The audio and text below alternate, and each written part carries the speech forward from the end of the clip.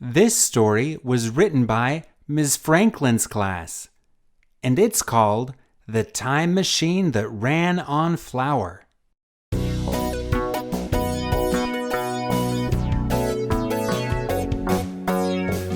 the year 2160, there lived two creepy ghost swan ladies in a spooky, stinky, abandoned castle hotel. Their names were Laura and Elise, and they were sisters with a dream to decorate the castle in which they dwell.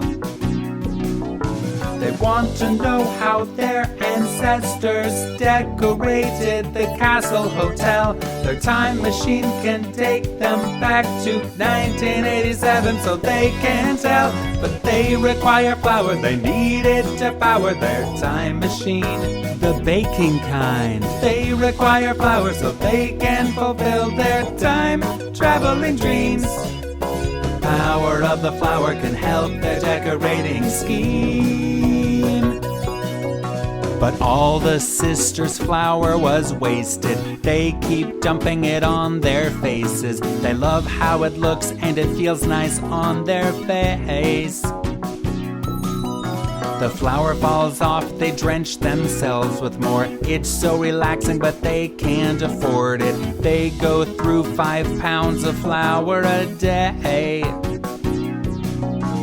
Then a man shows up with a white beard and a top hat like Abraham Lincoln. His name is Clara and he's selling cows. Moo. He has 50 bags of flour and the sisters want it. They convince him to give them some by playing the harp for him.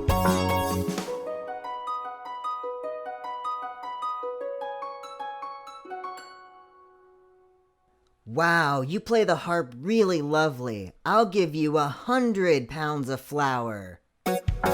They acquired flour, they'll use it to power their time machine, the baking kind. They acquired flour so they can fulfill their time traveling dreams. The power of the flour can help their decorating scheme.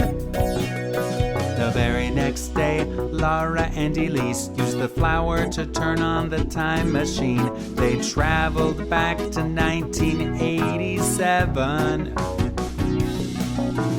They gave their ancestors a visit and learned their decorating secret, a most important beautifying lesson. They used flowers, pretty petals and blossoms. The swan ladies shouted, "The decorating is so awesome!" They used flowers they got from their garden to decorate the botanical kind. Laura and Elise loved how it looked and it smelled so great. Colors of the flowers helped their decorating. They felt accomplished and their home looked amazing. The power of the flowers helped their decorating scheme.